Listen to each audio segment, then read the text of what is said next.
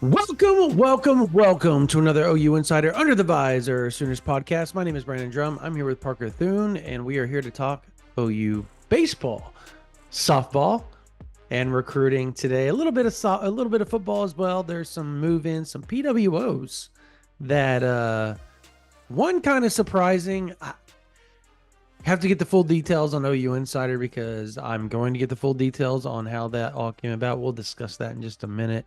But obviously, Oklahoma also added Steele Wazzle, the former Choctaw star quarterback out of the 2023 class, has now transferred from Akron to Oklahoma as a PWO. Great pickup for Oklahoma as a preferred walk-on. We're going to discuss all that. Obviously, baseball, softball in postseason. Women's College World Series is going on. Oklahoma 1-0 versus Duke. Ironically, OU is facing Duke again today in baseball after beating them last night. It's UConn that they're playing today in baseball. UConn, excuse me. Ironically, they beat Duke. Excuse me.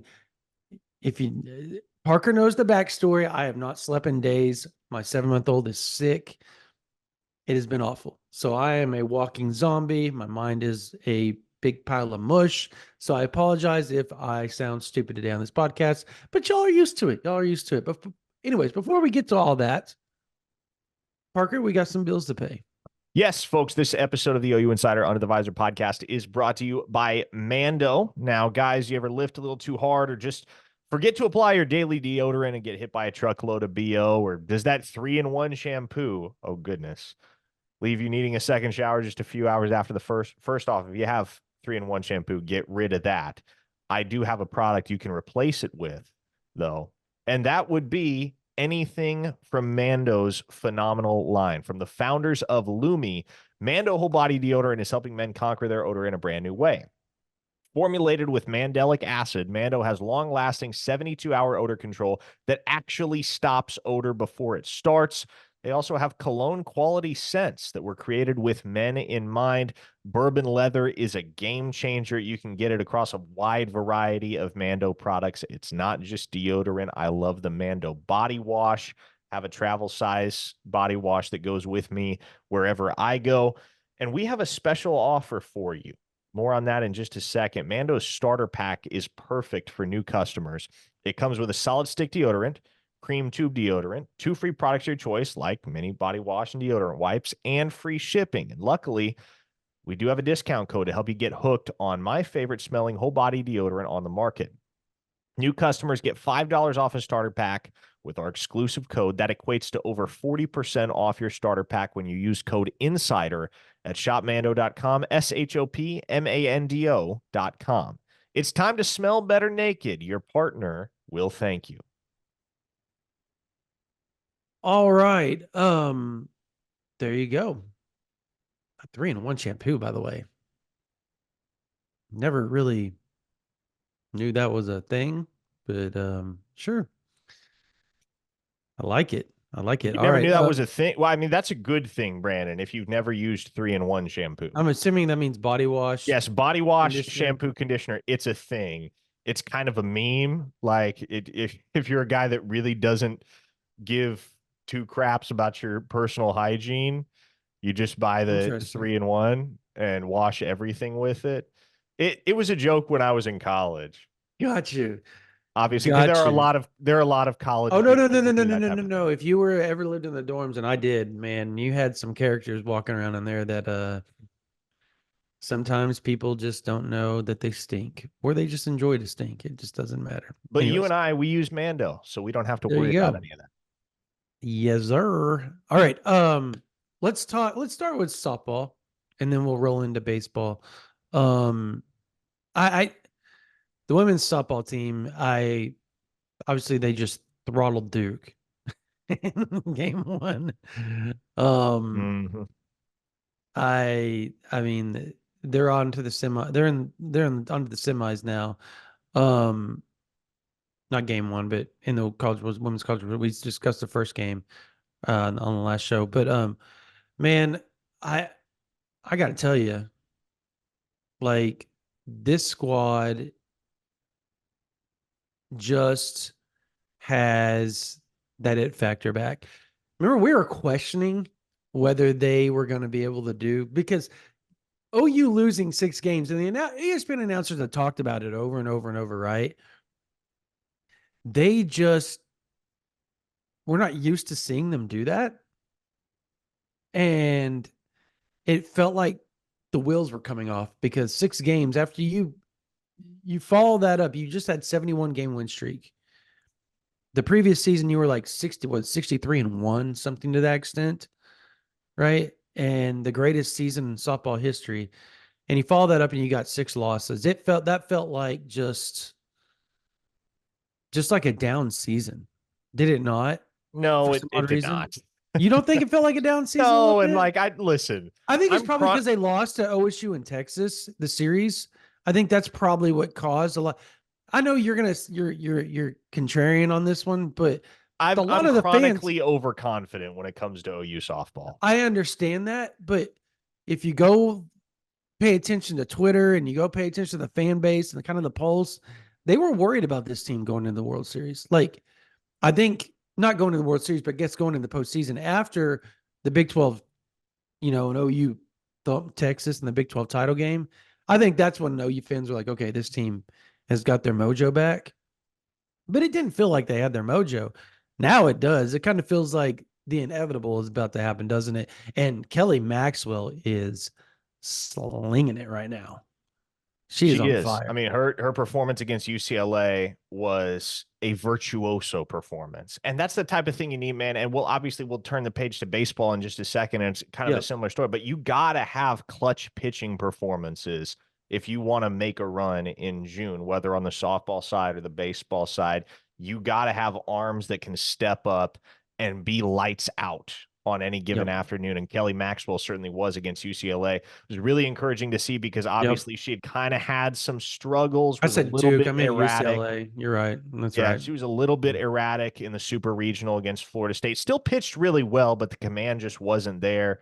She was flat out dominant against the Bruins. Yeah, And the bats weren't there though. The bats were scary against UCLA, man. Like that's the one thing where it was like, what happened to the bats? But Tara Jennings, Miss Reliable.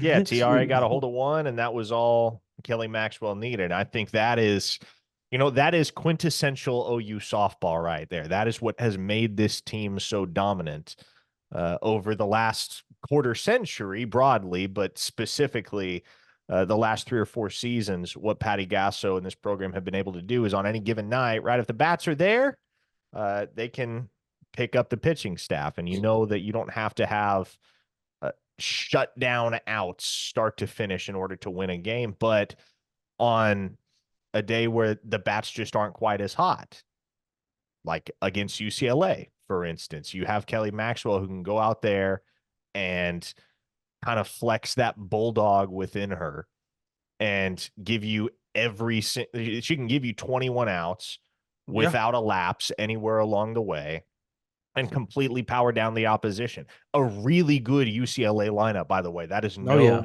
That is no scrub squad. Yeah. Maya And so Brady's the what she staff's did to Maya ability, Brady.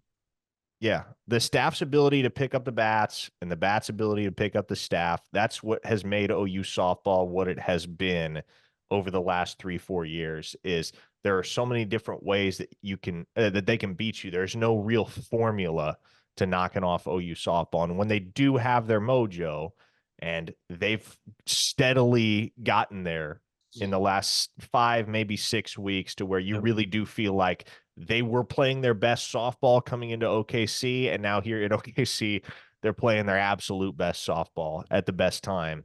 It's going to be very, very difficult for anybody left in this field, be it UCLA, Stanford, or Texas, to knock off the Sooners in their quest for a 4th straight national title, because they it's almost like when they get to OKC, they're even more of a collective alpha than they are throughout the season to that point. It's almost as if when they step on that field at Devon Park, they know nobody can hang with them, Yeah. and they're out there to prove that. Well, they play Florida tonight. They It's supposed to be this afternoon. or this afternoon, excuse me. Yeah. Yeah. Um, yeah, we're recording this on a Monday morning, just so y'all know. That's why I said this afternoon Your tonight. But circadian rhythm kind of off there. yeah, kind of. Dude, my circadian rhythm has just been completely bamboozled by a 7-month-old. She is kicking our butt right now.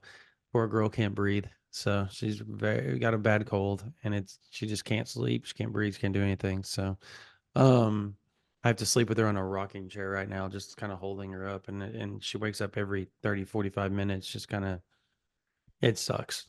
Um but yeah, man, what about Patty Gasso getting emotional about Kelly Maxwell? Just because I think coming from Oklahoma State, she took a lot of heat from the Oklahoma State fan base because of that. And then she kind of had her ups and downs this year. Like there were games where she was the Kelly Maxwell we saw the other day versus UCLA, and then there were games where we were just like, what is going on? Like it, and I don't think let me rephrase that. There were not she hasn't pitched a game like that where she was that 11 Ks. Are you kidding me? Like that's absurd. And you just knew that nobody was getting even hit off her. And Maya Brady, one of the best softball players in the last, what, in a while, back to back Pac 12 player of the year, won the national title and was one of the key cogs for UCLA as a freshman, right? Like, I just, it just, what she's done has been flat out remarkable. I guess they didn't win. They went to the semis and lost to Oklahoma, didn't they?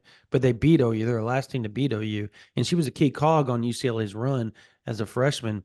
But like, I just like watching Kelly Maxwell just completely dominate her was something to behold because there was like a sense that you thought, okay, well, Brady's going to get her this time. Well, Brady's going to get it. And she wasn't even close. Like Maxwell had her on her heels the whole time when she got into the batter's box. Like, what's she going to throw at me next? And that drop ball was just killing Maya Brady, which again, I just thought it was a really cool. It's been a cool storyline because, and then obviously Kelly Maxwell coming off and taking that little shot at Oklahoma State after they got ousted, saying, "I'm glad I'm transferred." I thought that was kind of cute too. And then starting the Boomer Sooner chant right in the middle of the camera frame. That I mean, there was levels to the pettiness there, but I loved it. Um, but then on top of that, the Patty Gasso getting emotional talking about her, I think shows you the togetherness of that team and in just one season how much Kelly Maxwell has become to mean to Patty Gasso, which I thought was just a really, really cool and neat deal.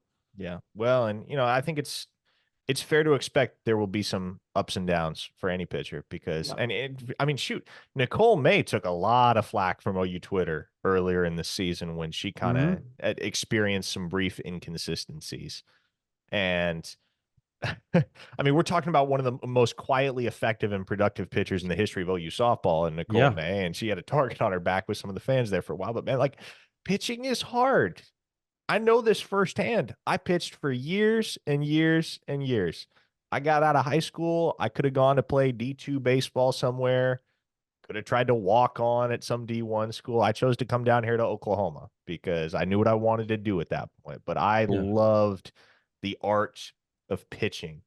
It was a challenge to me. It was a craft. And, you have to, that's what you have to treat it as in order to have any degree of success as a pitcher. You really have to treat it as a craft, and every single member of that OU pitching rotation does. And for a gal like Nicole May, you've seen her just get better and better and better over the course of her career at Oklahoma. But even so, like this year as a senior, she had ups and downs, as everybody does. Pitching is hard.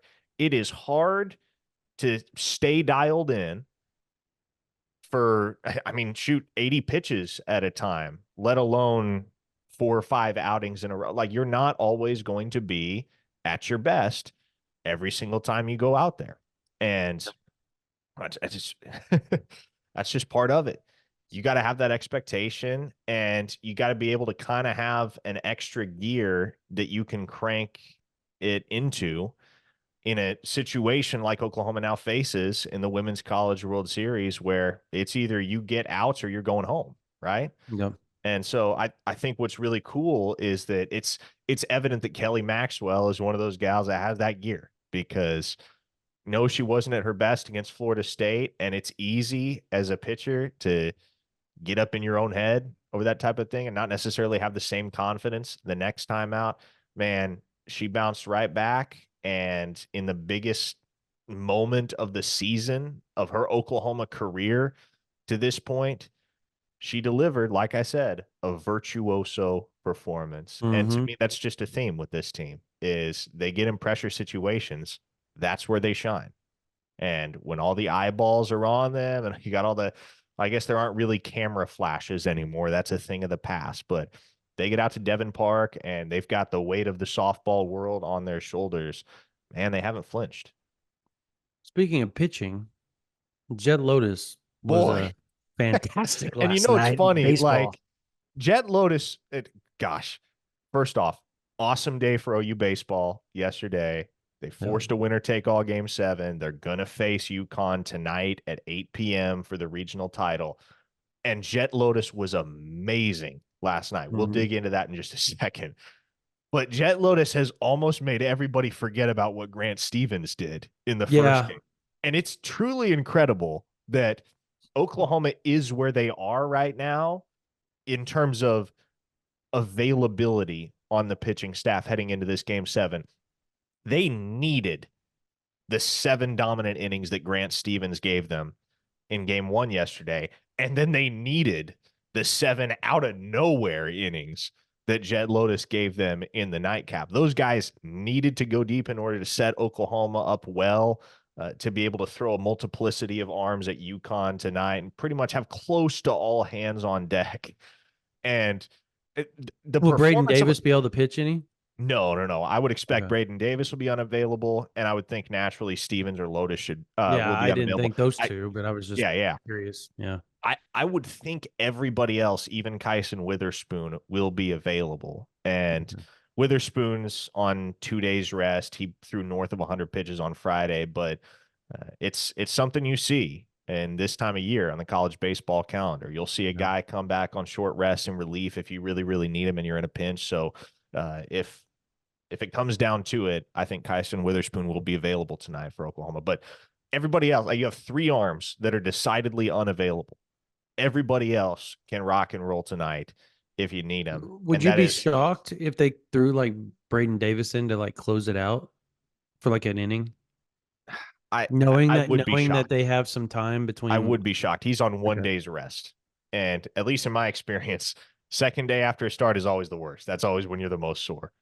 Day Yeah. 3, it gets better, but day 2 is always where you're the most sore. So I wouldn't expect to see Braden Davis tonight. Grant Stevens was phenomenal yesterday. And it wasn't just about his effectiveness from the hill, but also the distance that he was able to give Oklahoma. Getting 7 innings, being able to turn it over to the true aces of the Oklahoma bullpen, Carson Atwood and Malachi Witherspoon. They obviously saved Ryan Lambert for game 2, but that type of depth, the fact that he was able to get them through the 7th inning, again, was so necessary for this team as they try and salvage their College World Series dreams, claim this regional, and set up for a trip to Tallahassee this coming Yeah. weekend. They needed Stevens to go deep. And then, man, in that game, too, you kind of thought it was going to get away from him after Brendan Girton quickly allowed 2 runs to the Huskies before even recording it out. I mean, it was 2-0 before Girton had an out on the board in the first Yeah. inning. And then here comes Lotus in the second inning. And I think I and many others watching that game kind of rolling your eyes, going, oh man, they're having to go to the bullpen early. This is not good. It might be a whole cavalcade of relievers for the remainder of this contest. And then Jet Lotus, who never in his collegiate career had gone more than 4 1/3, tosses 7 innings of brilliant baseball. And he was only getting better as the game progressed. He was better in the 7th and 8th innings than he was in the 2nd and 3rd innings. You could see his confidence building. You could see that fire burning in him, and he was in his zone. It's cool to see a pitcher in his zone, man, because when you got a pitcher that is truly in his zone, there is nobody in that building more confident than him. And it was Mhm. that way last night for Jet Lotus. I and on the flip side, how many pitchers did Duke go through? Four, right? Yeah, they Duke They burned a lot of arms, they and they did. I think they were thinking, okay, it was a strategic move. It was a strategic move. They were trying to close the dang thing out, and we're just going to get the arms out. We're going to throw as many at them, try to confuse them, keep the batters off. wait, are You you talking know, about on Duke or UConn here? UConn. Excuse me, UConn. Okay, UConn. Excuse me. How many pitchers did they go through? Like three, right? I believe they used four Four. So they were trying to close or OU maybe out. five. Like, yeah, they used a lot. I know Duke did too. So, Yeah, well, Duke didn't have a choice. I mean, they're back yeah, I knew against the they wall. didn't have a Same with choice, but Oklahoma. UConn was strategic. I meant UConn when I said Duke. See, I'm sleep deprived, so forgive me. Um, UConn through, yeah, four. I said that's what I said earlier, but I meant UConn when I said Duke, but yeah, UConn through four. And they were strategic because they were trying to close OU out. They're like, we're going to get this over with. We're not going to go to a game two. But and I get they were also thinking maybe they can save some arms for if they had to go for today, like not be as tired. But the thing is now Oklahoma's gone up to bat against the guys you're going to throw at them today for the most part. You know what I mean? Like now you're throwing the same dudes at them, and you're going to have to go through that almost that same rotation as you went through today to just try to knock off Oklahoma. And that's not good because OU has them timed out. Like they have them pegged. You better change up your pitching rhythm. You better change up how you throw. But notoriously, pitchers are their strengths are their strengths and their weaknesses are their weaknesses. Like they are And what when it they are. and when it comes down to a winner take all game like this one, it's always very hard to bet against the home team Mm-hmm. because they're usually the team with the momentum and they're obviously the team that's got the crowd behind them. For instance, Evansville, the 4 seed in that ECU regional, won their first 2 games, put themselves in the driver's seat, knocked off the host in East Carolina. ECU made it out of the consolation bracket, won against Evansville last night, and they're going to play a winner take all game later today as well. But that's one example. Like you can have it all going for you as UConn did, and if you give the host team that one little window where you allow them to crawl back in, man, things can spiral out of control in a hurry. And I truly do think we'll know within the first 3 or 4 innings tonight which way this game is going to swing. Because Mm-hmm. if Oklahoma comes out playing inspired baseball and especially inspired offense, I think they'll hang some runs on the board in the early innings and be able to ideally coast to victory. But this to me feels like the type of game where either Oklahoma is really going to pour it on, and it'll be an avalanche the way it was Friday against Oral Roberts. Or, I mean, there's always the chance, right? Their backs against the wall. UConn delivers another phenomenal performance from both the offensive and the defensive perspective, like they did the first 2 days of this regional. But I think there's very much a chance tonight that Oklahoma gets in a groove early offensively and is just able to bury this team Yeah. because again, you see it a lot. You give the host team momentum, got a big crowd behind them. It can be tough to stem the tide if they really get rolling. So I think Oklahoma's going to have a super regional. I think it's going to be interesting to see the rest plays out because let's say what was the ECU's overall ranking? ECU, Yeah. they were the 16 seed. They were the very last host. Okay. I'm trying to think who got ousted that was a host that was like that had a chance to be a super. Arizona went down. Okay.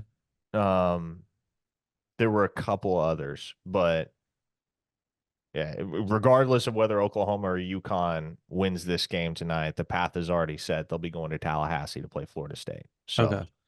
Okay. um, and again, I think what Stevens and Lotus did yesterday truly cannot be overstated because, or I should say, the significance of their performances cannot be overstated, because not only does it set the Sooners up really well for Monday, but if they go to the Supers and they're going to Tallahassee this weekend, then not only do you have, and you'll have everybody back to 100% or dang close to it from a staff perspective by the time you get down there to Tallahassee, but you'll also have two more guys that you have a very renewed, very increased sense of confidence in. Because I don't think anybody would have looked at Grant Stevens or Jet Lotus prior to this weekend and gone, okay, that's a guy you can rely on out of the bullpen or even as a spot starter if you need him in a pinch. And to be fair, maybe this is a blip and not a trend, but it reminds me of 2022, and it reminds me of David Sandlin and Cade Horton and the groove that those two dudes got into as the College World Series drew near, and the value that they were able to provide down the stretch for Skip Johnson, that ball club, and help really catapult them into, well, I mean, they were in the driver's seat there in Omaha for a brief moment in time. They were the only team that won all three games prior to the championship series. They were the only team that was undefeated after bracket play leading up to the championship series. So what Sandlin and Horton were able to do in 2022 made Oklahoma that much more of a dangerous team. If Stevens and Lotus can really use those performances yesterday as a launch pad to be able to come back against Florida State and then potentially in Omaha and continue throwing shutdown ball, then man, that really, and we've talked about it, right? The Achilles heel for Oklahoma this season has been the lack of a third starter, lack of depth in the rotation, not the bullpen. The bullpen looks okay, but lack of depth behind Braden Davis and Kyson Witherspoon. And now you have two dudes in Stevens and Lotus that made a very legitimate, very real case to be your number 3 starter moving forward when you go to if you go to Tallahassee, and hopefully if you go to Omaha after that. So let's throw hypotheticals out here. Okay. Let's say Oklahoma beats UConn tonight. I think most people expect them to just because it's in Norman. Where in the what do you think the odds are Oklahoma can go to Tallahassee and beat Florida State? Because it seems like I was just looking through the rankings and I remembered Oklahoma. I was like, I thought Oklahoma was ranked higher than Florida State in several of the rankings. I think USA Today was the one that they had that Florida State was ranked higher than Oklahoma because they had Oklahoma at 11 and Florida State at 8. I mean, it's a winnable series. Yeah. It is. I don't think you question that Braden Davis is going to turn in a solid start when his time comes. Should Oklahoma make the trip to Tallahassee, I think there's a lot that rides on the shoulders of Kyson Witherspoon. Because in an ideal world, right, Super Regional is 3 games. So you win 2, you're going to Omaha. You don't have to worry about that. If you go to a game 3, especially because of what Stevens and Lotus did on Sunday, I think Oklahoma is a lot more confident now, and you're a lot more confident now as a Sooner fan in what a potential game 3 would look like against Florida State than you were 48 hours ago. But I think a lot is going to hinge on what Kyson Witherspoon can do, because he was phenomenal against Oral Roberts. And that seems like forever ago now. But the Sooners 14-0 victory over the Golden Eagles in the opening game of the Norman Regional, Witherspoon goes 6 innings, allows 1 hit, strikes out 9 guys, untouchable. And he doesn't need to be untouchable against Florida State. I wouldn't expect him to be untouchable against Florida State, but if he can give you another quality start and he can get you deep into the ball game, 6th, 7th inning even, then I think you feel very, very good about Oklahoma's odds to go down to Tallahassee and steal that super from the Seminoles. Because once again, Davis's performance, based on what he's done to this point in the season, especially of late, I don't think you have any question in your mind that you throw Braden Davis out there, he's going to give you a quality start. Kyson Witherspoon is the guy where, yes, there's some confidence there, but you don't necessarily feel like he is the sure thing that Braden Davis is every time he Mhm. goes out there on the mound. But man, momentum is a powerful thing in baseball, both from a team standpoint and an individual standpoint. And you have three arms right now that you'll be able to turn to should you go to Tallahassee, in Witherspoon, in Stevens, and in Lotus, who have a ton of individual momentum. Mhm. So you would expect if Oklahoma goes in and wins game one, again, this is all hypothetical, people. They obviously have to get through UConn tonight. But if Oklahoma goes through and Davis throws a phenomenal game in game one in Florida State and OU wins, you would expect, I guess, if you're Skip Johnson, do you hang your hat on just Witherspoon, or do you try to throw all three of them at him in game two and see if you can't shut them down? You don't necessarily go into the game with that plan. You start Witherspoon. I think it was Witherspoon in game one of the regional, Davis in game two. I think Skip will probably flip flop them if they Yeah. go to Tallahassee. I think it'll be Davis in game one, Witherspoon in game two. If you go to a game three, you have options now. Yeah. You have good options. You have Yeah. viable options. You feel good about handing the ball to Stevens. You feel good about handing the ball to Jet Lotus. You feel good about handing the ball to Carter Campbell, whom I imagine will probably get the start tonight for Oklahoma. Worked three Mhm. scoreless innings of relief on Friday against Oral Roberts, got the save. He had a really nice start in the Big 12 tournament against Oklahoma State as well. So you have options. And then they pulled him and it all went to, Well, he was kind of starting to wilt. He was kind of yeah. starting to wilt. He was tapped out about the fifth inning, but you So pull him have out in the fourth and see what you can get several from. Yeah. viable options, which is a lot more than you felt like you had a week or two ago. All right. Football. Yeah, the football is happening. Obviously the Oklahoma Sooners, the guys that were around during spring or have been back. They got back last week. They started winter workouts, summer workouts. God, man, I need sleep. Summer workouts. And then this weekend, the new guys, the guys that were not here in spring, the new PWOs, the rest of the 25 class arrived on campus and moved in on Sunday. And two of those are names that OU fans need to get acquainted with, I believe. Well, I can say more than that because Taylor Tatum was one of them. The number one running back in the country in the 2024 class, excuse me. And so he moved in. He's going to add depth to that running back room, but so is Gabe Sawchuk, the younger brother of Gavin Sawchuk. And let me, for those that are like don't understand why that's a big deal as a PWO, let's name his offers, shall we?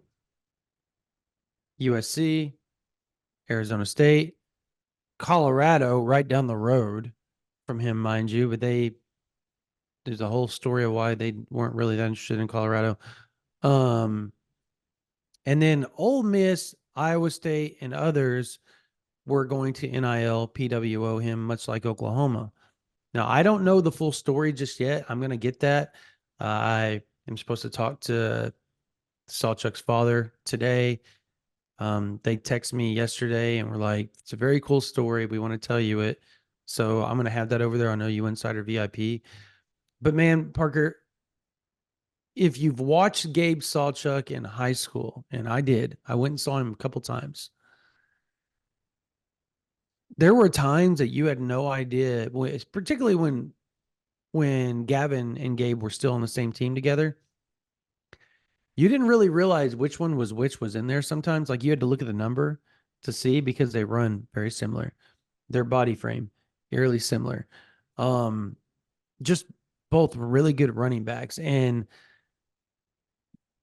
I'm interested to see not only does how what happens with Gabe Sawchuk and does he eventually down the line as like a junior or so get into the rotation because he's that good. Mind you, I just want to tell everybody he's that good. Like he is good enough to get in OU's running back rotation. This is one of those PWOs where you look at and you go, It was kind of like, and I know people are gonna scoff now, but it was kind of like Gavin Freeman when he got signed. Everybody's like, yeah, he's gonna play. It's kind of like Drake Stoops whenever he got the PW, like, yeah, he's gonna play. You know what I mean? Like that. That's kind of what this feels like, right? Like at some point, you're going to see Gabe Sawchuk on the field in OU uniform carrying the ball in a important time of a football game. And so, and I don't know, I don't think it's going to be this year and it may not be next year, right? But I think at some point down the line that's going to take place. But beyond that point, the way Venables is using the PWOs to strengthen the roster, especially at running back too. I mean, yeah, Chapman McCown, Andy Bass, Gabe Sawchuk now. pretty interesting and pretty smart. You got legs, and you didn't have to use a Scully for.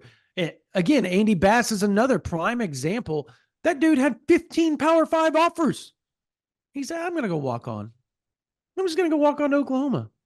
Or 15 total offers, I guess. G5 Power 5 offers. He just said, "I'm gonna go walk on to Oklahoma." I mean, that's huge. That is that's how you do it. That's how you build a roster and how you get creative. And then to get Still Wazzle from Akron, and he had options to go elsewhere, to go other places and play, and he chose to come back home and PWO at OU. Similarly with Casey Thompson, right? Like very, very kind of you're playing chess, everybody else is playing checkers type deal that Venables is doing to build that roster. I think those two, as far as PWOs go, new addition PWOs, because you can't, I don't think we'll ever understate how big Andy Bass was, right? Like that one was big every day, twice on Sunday. But I just think landing a transfer, you lose General Booty, you lose Jacob Switzer, you go ahead, Still Wazzle, a guy that was just on scholarship and might have been the starter at Akron at some point this year, and just decided, you know what? He's like, I don't fit. He wasn't feeling comfortable with how things were going, and it had nothing to do with playing time or anything like that. It had more so to do with there was some changes that took place, and it wasn't comfortable there. Um, and sometimes when kids get to a university, it just doesn't fit for them. So he just up and decided, I'm gonna transfer. And it was a last minute decision too. It was late. So I thought it was a big deal that Latrell reached out very quickly, mind you, and decided they were going to go all in on Still Wazzle. I just, again, the PWO thing can't be overstated or understated. There's nothing you can do. I think it's a vital piece. And unfortunately, with where things are trending, Parker, this PWO thing may be a thing of the past here in the next few years. But um, until it is, Oklahoma is using it very, very wisely. They chose wisely on how they were using things. Yeah, man. Steele Wassel is, I mean, he comes in as QB5, right? Yeah. Not your average QB5. Nope. Not by any stretch of the imagination. And I've said it before, bears repeating. If Steele Wassel hadn't committed so early to Akron in the 2023 cycle, he probably would have ended up with quite a few P4 offers. He had one from Virginia Tech. He decided, you know what, been building that relationship with Joe Moorhead ever since he was the OC at Oregon. Moorhead took the head coaching job at Akron, immediately prioritized Steele, and kid said, "Okay, I want to shut it down. Like, I'll go be Akron's quarterback in the future." And spends a year there. He probably should have seen the field for a team that was 2-10. They used 3 quarterbacks. None of them were Steele Wassel, and I think it's understandable that after a campaign like that, he would want to get out of there. Moorhead's 4-20 in 2 years at Akron. He sees the writing on the wall. It's kind of what I was told. Even if he was a starter, they said even if he was a starter this year, which he was, he had like an amazing spring, mind you, and he just was like, I don't think I want to be part of this. So I mean, hey, you bring in a kid who's just going to compete, work his tail off, and it definitely has a little bit of Baker Mayfield in him from a Mm-hmm. personality and competitiveness standpoint too. I thought it was super cool that he posted the Pretenders pick to kind of subtly announce his commitment slash enrollment at Oklahoma. But yeah, Steele's got a little bit of Baker in him, and time will tell how much he factors into the quarterback picture at Oklahoma. Obviously, in 2024, you know what's up. It's Jackson Mm-hmm. Arnold QB1, Michael Hawkins is QB2. Thereafter, who knows, man? There's a lot, and as we've learned over the years, it's hard to really project the quarterback room more than a year out in advance because so much can change and so much does change, not just based on what happens on the field, but in the NIL and portal era. I mean, it's Mm-hmm. and you see it the most at the quarterback position. There's just a constant shuffling here, there, and everywhere, depending on who plays, who doesn't, who's content, who's not. And Steele Wassel comes in to play for the flagship program in his home state, and he's going to compete. And he'll give the Sooners a real nice scout team arm initially, and then let the chips fall where they may from there. But I'm I'm, I'm not afraid to say it. I don't necessarily know circumstantially what it looks like, but wouldn't shock me if you saw Steele Wassel taking snaps for Oklahoma at some point down the line. I think that's kind of the funny thing is so I was talking to people around Steel last night. And I guess now that it's out there and we hinted on this before, I think basically everybody, we said, look, there's a quarterback that Oklahoma's looking at. We don't want to get too deep in the weeds. How far along, Parker? Was that 3, 4 weeks ago? Something to that extent. And it's right here Yeah. on this podcast, right? But we didn't want to get in the weeds. Well, let's just say that the Wazzle family quickly reached out to us and said, "Hey, Oklahoma's been in contact. Please don't say anything right now. You can hint, you can do whatever, but like until it's official, don't go all in." Um, and I think there was some exceptions taken to some, picks being put out there because at that time there was still some when you transfer from MAC school to the SEC, there's some red tape academically that you've got to go through, right? And sometimes it works out, sometimes it doesn't. And I think their thinking was when those picks got put in was that's just going to be a hard look on Steele and make it look like he wasn't doing his job in school, which he was. Um, if it didn't work out because the conference rules didn't allow it to take place. And so they kind of took a little bit of exception towards that. Um, but not to the extent where they were, gonna go out and tag any of the people that put those picks in. Um, or say anything kind of like I guess a parent did to you recently, but um I love how you take that so in stride. Like you're like, whatever, dude.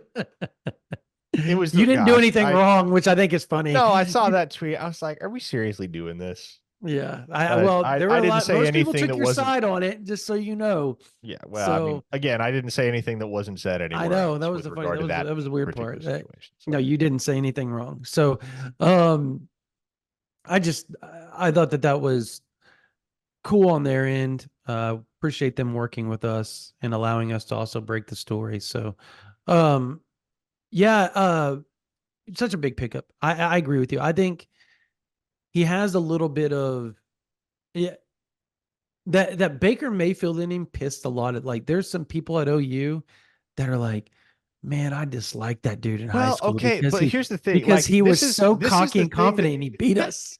well, this is Like the he's thing that like, everybody ah, like this has always been the Baker dynamic though. yeah, If he's on your team, you love him. If he's not yep. on your team, you hate him.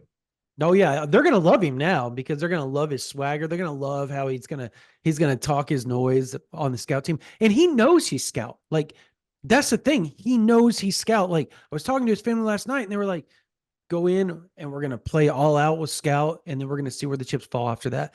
But we are going for the next few years to be the best scout team quarterback OU's ever had.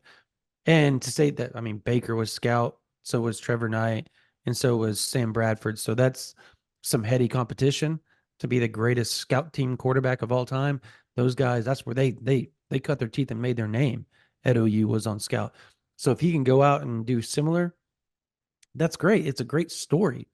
And he's got the talent to do it. It's just all up to him and you know, sometimes luck, luck's got to play into it as well. So, great deal. Great pickup. Oklahoma's roster is better. Summer workers are starting up. And, on the next podcast, we're going to kind of talk about who's coming to camp. We're going to talk about, and then the podcast after that, we're going to talk about who stood out at camps. We're going to talk about baseball. We're going to talk about softball. So we've got a lot of stuff going on. Official visits are starting to take place as well this weekend. So we're going to talk about all of that on the next podcast and the podcast after that on a Saturday or a Sunday, depending on when we get it recorded. All for you guys. Like this is going to be starting after this podcast. It is going to be info, info, info. But if you want to get that big time info, if you want to get the stuff behind the scenes that we don't even discuss, there's a lot of recruiting information that Parker's dropped. I got some notes coming up today. I got a mailbag coming up tomorrow on a Tuesday. I've got there's so much information going on, Q&As, softball, baseball, recruiting, camps, all that. It's going on right now. OUinsider.com VIP, $9.95. You can join the thousands and thousands and thousands and thousands of OU fans that literally are on there talking, getting information, starting their own threads, discussing. It's like if you enjoy Twitter or Facebook and those, I guess the OU rooms or whatever they call them, what do they call them, Facebook, the groups. I don't do Facebook, so I don't know. I only have it for my wife. I love you. Other than that, I would never have Facebook. So if you like the Facebook groups and you like the banner and stuff like that, well, you can go to OU Insider VIP and you can do that exact same thing. Have your little screen name, start your own discussions, join the VIP chats, talk with us. We answer your questions. You ask a question on the board, it's titled up there. Parker and I going in, we get in the chat and we answer it. And we get in the thread and we answer it. There's so much you can do on there. You can stay ahead of the game, basketball, football, baseball, softball, recruiting, all of that. $9.95 a month, $99.95 will get you a whole year, especially with the camps, the official visits, SEC media days, Rivals 5-stars coming up. Parker and I will be down there. There's going to be a plethora of OU targets just coming off their official visits to OU, and some may be close to committing in those days. And will they commit at the OU or the Rivals 5-star? If you go to OU Insider, maybe you will find out. So there's so much going on right now at OU Insider VIP. $9.95 a month, $99.95. Or you can go right here. You can subscribe to this YouTube channel. If you enjoy the content that you're getting here, if you enjoy the Barry and Mac show, if you enjoy the Oklahoma drill with Jesse and Brian, if you enjoy the In the Paint with Jesse and Brody, if you enjoy all the quick slants with Parker and Jesse, if you enjoy the recruiting interviews that Parker and I involve and throw up on YouTube, if you enjoy all the videos, the pressers, all that type of stuff, you'll get that baseball, basketball, softball, recruiting, all that right here on this YouTube channel. So hit the like, subscribe, hit the bell notification to make sure you guys know every time we drop a new video. All right, Parker, I think that's going to do it for this version because we're going to cut it a little short. We're going to get out of here and we're going to have an extended version on Wednesday and Saturday or Sunday, depending on what time we get that second or that third podcast recorded. But those three are going to be loaded with information. So make sure you guys check us up on the next podcast. All right. For Parker Thune, my name's Brandon Drum. You guys have a blessed day.